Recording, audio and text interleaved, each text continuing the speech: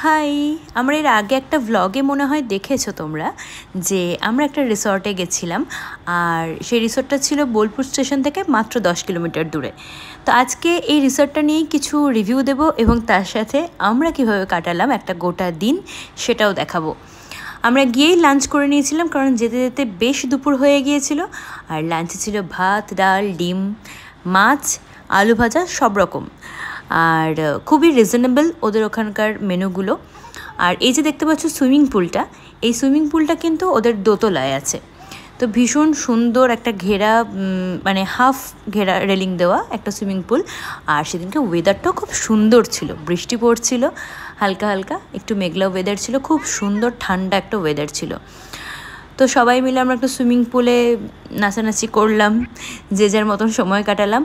তারপর এবার ধরো ঘরে এসে একটু এন্টারটেনমেন্ট না হলে কি চলে? ওই যে দেখতেই পাচ্ছ রিমোট কন্ট্রোল করে এন্টারটেনমেন্ট নেওয়া হচ্ছে, দিদি নেচে দেখাচ্ছে।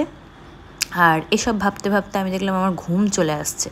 তবে না, তারপরে যেটা দেখলাম সেটা হচ্ছে বাবা মা আমাদের ঘরে এসেছে আর এসে বললে একটা সিনেমা চালা, একটা সিনেমাই দেখা যাক। তো সবাই মিলে একটু সিনেমা দেখলাম, আর তখনই চলে এলো ওদের স্ন্যাক্স, যেটা আমরা অর্ডার করেছিলাম মোটামুটি বিকেলের দিকে। ছিল চিকেন স্যান্ডউইচ আর চিজ অমলেট। ওদের খাবারগুলো ভীষণই সুন্দর। আর অ্যাম্বিয়েন্স তো তোমরা দেখতেই পাচ্ছ, গোটা হোটেলটার অ্যাম্বিয়েন্সটা, সরি রিসর্টটার যে অ্যাম্বিয়েন্সটা ভীষণই সুন্দর। আমি একটু ঘুমিয়ে গেছিলাম, তারপর দিদি ফোন করে ডেকে বলল আমরা এখানে ইনডোর গেমসের জায়গায় ক্যারাম খেলছি, তো তুই চলে আয়। তো চলে গেলাম। ওরা কীরকম খেলছে দেখতে, কে হারলো কে জিতলো। আর ওই দাবা খেলার যে ডেকোরেশনটা, ওটা আমার ভীষণ ভালো লেগেছে এবং ওখানে অনেকে খেলেও। আমি অবশ্য খেলতে জানি না, তাই আর আমি চেষ্টাও করিনি। এই রিসেপশন এরিয়াটাতে ছিল একটা বুক সেলফ, আর খুব সুন্দর সুন্দর বইও ছিল তাতে। খানিকটা বই পড়লাম আর তারপর চলে এলাম রুমে। দেখলাম ডিনার অলরেডি চলে এসেছে। আমরা ডিনারে অর্ডার দিয়েছিলাম ভাত, ফ্রাইড রাইস, তার সঙ্গে 2 রকম চিকেন, একটা চিকেন কারি আর একটা হান্ডি চিকেন। আর তার সঙ্গে ছিল বাটার নান, ও আলু পোস্তও ছিল, যেটা আমার বাবার ভীষণ পছন্দের। তো তারপরে আমরা ডিনার সারলাম, আর প্রত্যেকটা খাবার এত সুন্দর।